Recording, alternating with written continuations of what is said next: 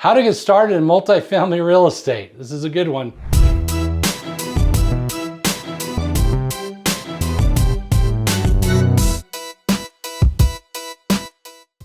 Paul Maguire here. I started in multifamily real estate in 1999. I never sold my first building I bought.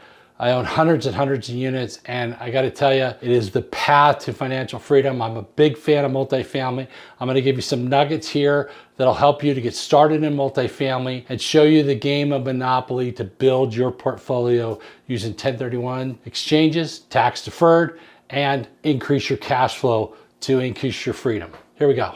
So similar to my other video of how to get started in real estate, getting started in multifamily real estate really requires you to understand a few things. That is, where do you find multifamily units? What should you pay for them? How is price determined? And what other things do you need to know in getting into multifamily? So let's start with, where do you find them? I just bought one like 2 weeks ago. I found it on LoopNet, okay? LoopNet.com is a great source of finding real estate all over the country. You just scan and filter for multifamily and residential income. Make sure you use both of those and put in your criteria. Say you want to buy something up to $1 million and go ahead and see what things are selling for. You'll see packages or OMs, okay? Those packages are often attached. You can print them out, you can look at them, you could study them. What you're going to see in those packages typically is, what is the gross rents? What is the unit mix? Is it 2 bedrooms, 1 bedrooms, 3 bedrooms? And finally, what is the net operating income? And then what's the cap rate? 2 sets of numbers you're going to see when you get started in multifamily you may not understand. Number one is the actual numbers. Those are the numbers that matter the most, okay?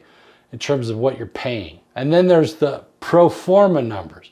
This is some fantasy, usually devised by typically someone who has a finance degree or who's a broker or who's in the business, that may or may not be accurate. It's often optimistic, okay? The expenses are often optimistic. And if you ever took a course with me, you know that I go into this in depth.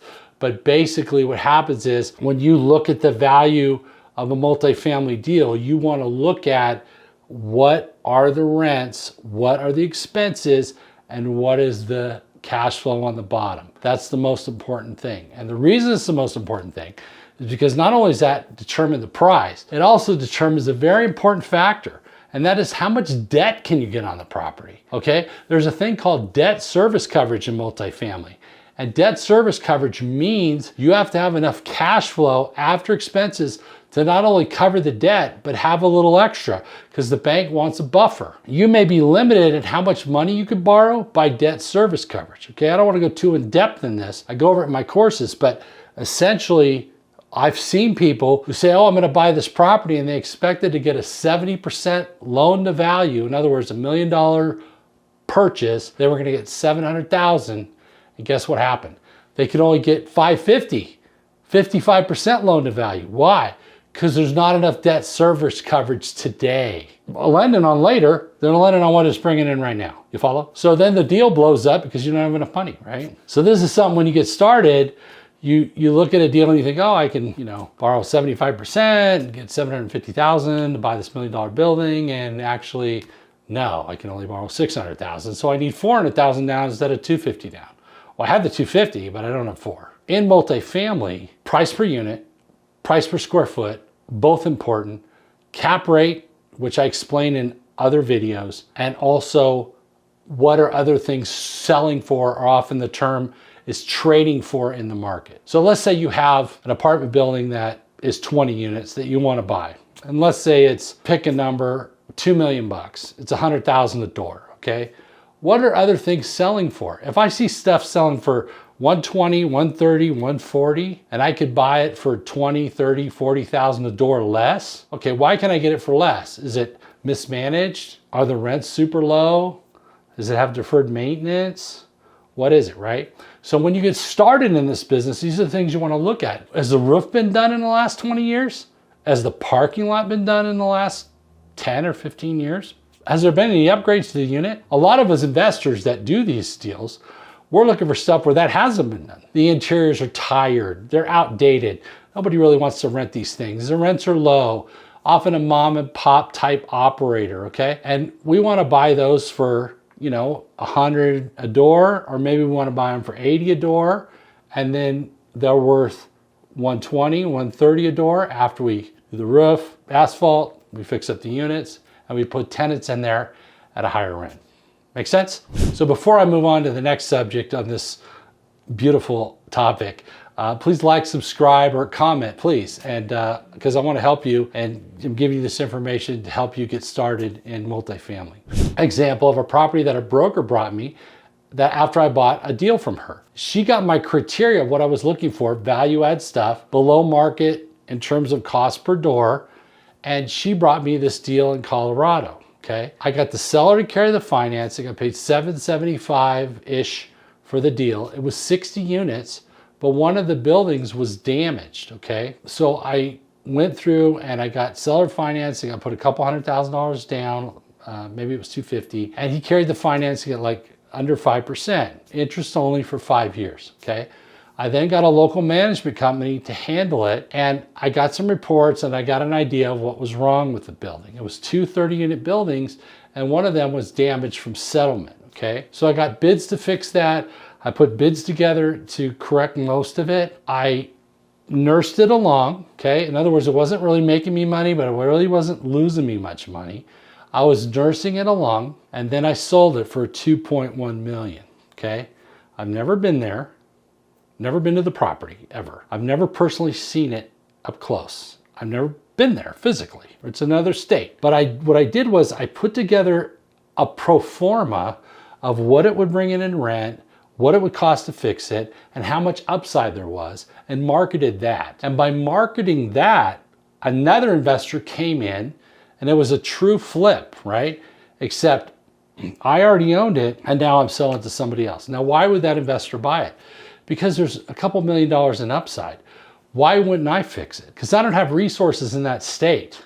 The person buying it's a general contractor, okay? They have all the resources and they live a couple hours from the property. I live a couple states away from the property, right? So one way to get started in multifamily, and one of the things that I've done in the past, is getting a deal tied up and then finding a partner or investor to come in and take it out, leaving you in it, and you taking a small piece of it, or taking you out altogether. In the example I just gave you, he took me all out together, right? He's taking me out. So I'll make, you know, over $1 million on a property I've never bought, never seen, never been there. By putting together the steps for this person who bought it, and of course they expanded on those steps and went way more in depth than me, but I had the general outline.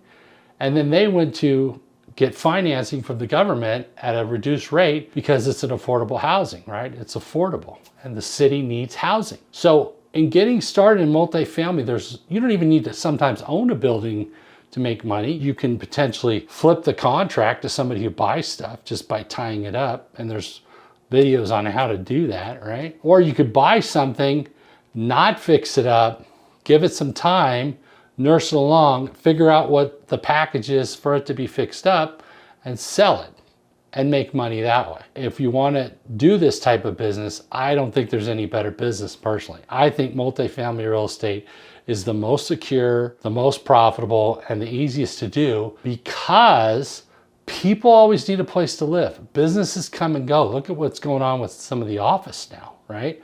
These offices are going down, these office buildings. But multifamily is strong. There's actually a shortage of multifamily. So if you could finance them well and you could get a hold of a property, you could buy it for the right price, do it. Now, another example for you in terms of getting started in multifamily is, who do you hang around? I hang around and I talk to people that do multifamily. Okay, I watch guys like Ken McElroy. Ken has, I think, over 10,000 units now. I watch his videos. I watch what he's talking about. I get his updates. I stay up on the market. I live in this world, right? I read books about multifamily still today. I watch stuff about financing multifamily. I talk to bankers. I talk to brokers. I'm engaged. Don't be afraid to ask questions. Don't be afraid to engage yourself. Don't be afraid to look like you don't know what you're talking about. It's okay, because the way you learn to know what you're talking about is you start by not knowing what you're talking about, okay? And that's all right. All right, everybody starts somewhere. The other thing about multifamily that's important is you got to look at local ordinances. They're different everywhere. Multifamily is providing housing, and there's a lot of tax benefits. And to get started in it, you should learn a little bit about that. Remember, it's a service and you're dealing with people and their families. So you have to take care of the property, you have to take care of the people and make sure that they're getting what they need in order to operate the building. Water, sewer, heat, roofs that don't leak, windows that, shut, air, if it's an air conditioned area, all those different things, right? Places to park, security, laundry, all these things are part of the business of multifamily. Now, I always say one of the best ways to learn about anything is go look at multifamily properties. Go look at apartments and go to rent an apartment and look at the different, you don't have to run your credit, but just look at the apartment, get an application, see what their application looks like. Read your lease, see what's in it, okay? Go to different multifamily properties, from stuff that maybe is not as nice to stuff that's really nice. And you'll see the difference in how they're operated. In one case, you might walk in and find, it's just some person in jeans and a t-shirt who's gonna show you around the property and show you a unit that's already been fixed up and they got like one of them. In other cases, you're going to an apartment building with 400 units and everybody's dressed up and they got computers and a nice office and tea and coffee and a biscuit, and they're gonna give you a tour of the pool and the workout room and all that, right? I don't own those properties, okay? Those are the type of properties that guys like Grant Cardone buy, Class A properties. I'm invested in some, but I don't operate them. I'm looking at more C, D, B type properties. I want to rent to the average person who has an average income. The last thing in getting started multifamily is understanding what tenants can pay in rent. So when you look at these pro formas and they say, we could get $1,500 a unit for this 2-bedroom, okay? And the average person in the area only makes $3,000, you're not gonna get $1,500. Okay, use about 35% of the $3,000. So, maybe 1,100, 1,200 is probably what people can afford. Now, in certain areas, they're paying more, but you got to understand when you're learning and getting involved in multifamily, there's a cash flow aspect, and the cash flow is based on what can the residents actually afford to pay. And what they can afford to pay is typically based on what the income is around that area, about 35%, top 40%. Because if you got a pro forma that's saying that people are gonna pay $1,500 a month, and you've got, people that aren't making $3,800, $4,000 a month, you're probably not gonna get that. We typically use 2.5 to 3 times the rent is what they need in income gross in order to be able to afford the rent. So there's some tidbits for multifamily. It's a great business. It's something that you definitely should learn about. And last but not least, you can always get your real estate license. You can always get your license to sell multifamily and learn about it that way. Go on multifamily tours, go to open houses where they'll say, we have the building open on this day. You can find those on LoopNet. Call brokers, talk to them, learn about what they have and what's coming up and what they're selling. So I'm Paul Maguire. I hope this is helpful to you. Watch me in the next video where we'll talk about other things that you could do to finance property and how to finance properties, like with SBA loans, commercial, with private money, with seller financing, and other ways to get the money to acquire property. All part of the learning process. You're doing the right thing. I congratulate you for watching this videos and those like it, so you can learn the business, and you actually are doing what the title of this video is. You're getting started.